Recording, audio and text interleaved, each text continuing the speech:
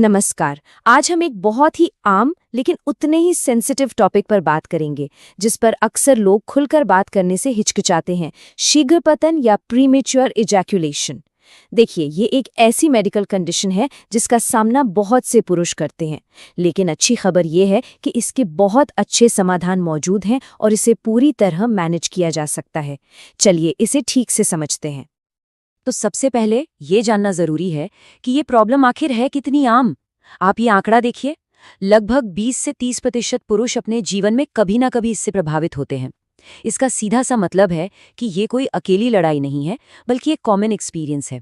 और सच कहूं तो ये बात समझ लेना ही समाधान की तरफ पहला और सबसे बड़ा कदम है। तो चलिए सबसे पहले ये समझते हैं कि आखिर ये कंडीशन है क्या और इसका असर पड़ता कहाँ-कहाँ है।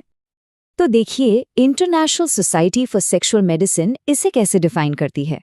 प्रीमेच्योर इजैक्यूलेशन या पीई वो स्थिति है जिसमें स्खलन मतलब इजैक्यूलेशन इच्छा से पहले हो जाता है, अक्सर पेनिट्रेशन के 1 मिनट के अंदर। पर इसमें सबसे जरूरी शब्द टाइमिंग नहीं है, बल्कि वो है सिग्निफिकेंट डिस्ट्रेस, यानी इसके कारण होने वाला तनाव या रिश्तों में आने वाली मुश्किल। तो ये सिर्फ घड़ी देखने की बात नहीं है, बल्कि इसके मानसिक और भावनात्मक असर की बात है। और इसका असर, जैसा मैंने कहा, सिर्फ फिजिकल नहीं होता, इसका एक बहुत बड़ा साइकोलॉजिकल और इमोशनल इम्पैक्ट भी है। ये आत्मविश्वास में भारी कमी ला सकता है, एंग्जाइटी और डिप्रेशन तक को जन्म दे सकता है। कई बार लोग यौन संबंधों से ही बचने लगते हैं, जिससे रिश्ते में तनाव पैदा हो जाता है। और कुछ मामलों में इससे फर्टिलिटी यानी गर्भधारण में भी दिक्कतें आ सकती हैं। अच्छा, तो अब सवाल ये उठता है कि ऐसा होता क्यों है। देखिए, इसके पीछे कोई एक सिंपल वजह नहीं है, ये थोड़ा कॉम्प्लेक्स है और अक्सर इसके पीछे मनोवैज्ञानिक और शारीरिक दोनों तरह के कारण एक साथ काम कर रहे होते हैं। इसे समझने के लिए आप सोच सकते हैं कि ये एक ही सिक्के के दो पहलू हैं। एक तरफ है साइकोलॉजिकल वजह, जैसे कि परफॉर्मेंस को लेकर घबराहट होना, स्ट्रेस या डिप्रेशन, और दूसरी तरफ है बायोलॉजिकल वजह, जैसे सेरोटोनिन का लेवल कम होना। आपको बता दूं, सेरोटोनिन हमारे दिमाग में एक केमिकल है जो मूड को कंट्रोल करता है और स्खलन में भी इसका बड़ा रोल है। अक्सर ये दोनों तरह के कारण मिलकर प्रॉब्लम को और बढ़ा देते हैं। चलिए, वजहें तो हमने समझ ली, अब बात करते हैं सॉल्यूशंस की। और अच्छी बात यह है कि सॉल्यूशंस हैं। सबसे पहले हम बात करेंगे उन टेक्निक्स की जिनके लिए किसी दवा की जरूरत नहीं पड़ती। ये कंट्रोल हासिल करने का सबसे पहला और सबसे सेफ तरीका माना जाता है। ये है स्टार्ट स्टॉप मेथड। इसका कॉन्सेप्ट बहुत सिंपल है लेकिन बहुत असरदार है। करना क्या है, जब आपको लगे कि आप स्खलन के करीब हैं तो सारी स्टिमुलेशन रोक दें। करीब 30 से 60 सेकंड के लिए रुकें, जब तक वो एहसास पूरी तरह शांत न हो जाए। फिर दोबारा शुरू करें।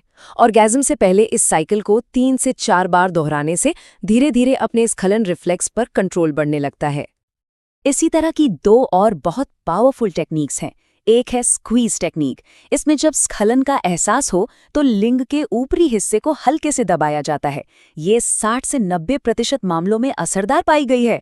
और दूसरी है कीगल एक्सरसाइज। इससे पेल्विक फ्लोर की मांसपेशियां मजबूत होती हैं। ये वही मांसपेशियां हैं जो स्खलन को कंट्रोल करने में मदद करती हैं। मान लीजिए इन बिहेवियरल टेक्निक से पूरी तरह फायदा नहीं हो रहा, तो घबराने की बात नहीं है। हमारे पास एक पूरी टूल किट है जिसमें मेडिकल और थेरेपी के ऑप्शंस भी शामिल हैं। मेडिकल ट्रीटमेंट्स की बात करें तो 3 मेन कैटेगरीज हैं। पहली है SSRIs। ये दवाइयां दिमाग में सेरोटोनिन का लेवल बढ़ाती हैं, जिससे स्खलन में 3 से 8 गुना तक की देरी हो सकती है। दूसरी है टॉपिकल एनेस्थेटिक्स। ये कुछ क्रीम या स्प्रे होते हैं जो पेनिस की सेंसिटिविटी को थोड़ा कम कर देते हैं। और तीसरी हैं PDE5 इनहिबिटर्स, जैसे कि वयाग्रा, जो इरेक्शन बनाए रखने में मदद करके परफॉर्मेंस एंग्जाइटी को कम करती हैं। अब दवाइयों के अलावा थेरेपी का रोल भी बहुत बहुत जरूरी है, खासकर तब जब जड़ें साइकोलॉजिकल हों। कॉग्निटिव बिहेवियरल थेरेपी या CBT परफॉर्मेंस से जुड़ी नेगेटिव सोच को बदलने में मदद करती है। वहीं सेक्स थेरेपी और कपल्स काउंसलिंग कम्युनिकेशन को बेहतर बनाते हैं और बिना किसी प्रेशर के इंटीमेसी बढ़ाने में मदद करते हैं। और इनका सक्सेस रेट भी 70-80% तक होता है। तो दवा हो गई, थेरेपी हो रही, एक सवाल जो सबके मन में आता है, क्या कोई नेचुरल तरीके भी है? हाँ, बिल्कुल है। कुछ नेचुरल रेमेडीज और लाइफस्टाइल चेंजेस भी हैं जो मदद कर सकते हैं, जैसे जिंक से भरपूर डाइट लेना या अश्वगंधा जैसी जड़ी बूटियां। कुछ आदतें भी हैं, जैसे शराब का सेवन कम करना या मोटे कंडोम का इस्तेमाल करना, जो फायदेमंद हो सकती हैं। लेकिन यहाँ एक बात गांठ बांध लीजिए, कोई भी नया सप्लीमेंट या हर्ब ट्राई करने से पहले डॉक्टर से सलाह लेना बेहद जरूरी है।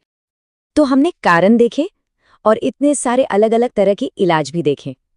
अब सबसे जरूरी सवाल पर आते हैं, इन सब से आखिर सक्सेस मिलती कैसी है? मतलब उम्मीद कितनी रखनी चाहिए? ये चार्ट देखिए, ये बहुत ही पॉजिटिव पिक्चर दिखाता है। अगर कोई एक ही ट्रीटमेंट लिया जाए, चाहे वो बिहेवियरल हो या मेडिकल, तो भी सक्सेस रेट 60 से 80% तक है, जो कि काफी अच्छा है। लेकिन जब इन सबको मिला दिया जाता है, यानी थेरेपी, बिहेवियरल तकनीक और जरूरत पड़ने पर दवा का कॉम्बिनेशन इस्तेमाल किया जाता है, तो ये रेट 95% तक पहुंच जाता है। ये है इस पूरे डिस्कशन का सबसे बड़ा टेक अवे। एक कंबाइंड अप्रोच बेस्ट काम करता है। और ये हमें एक बहुत ही जरूरी बात की तरफ ले जाता है। देखिए, यहाँ गोल हमेशा क्योर या पूरी तरह ठीक करना नहीं है। गोल है कंट्रोल पाना। ये समझना कि सही अप्रोच के साथ पीई आपके यौन स्वास्थ्य का एक मैनेज करने लायक हिस्सा बन सकता है, कोई रुकावट नहीं। ये सोच में बदलाव लाना ही अपने आप में बहुत शक्तिशाली है। ये कोट पूरी कहानी को बहुत अच्छे से बताता है।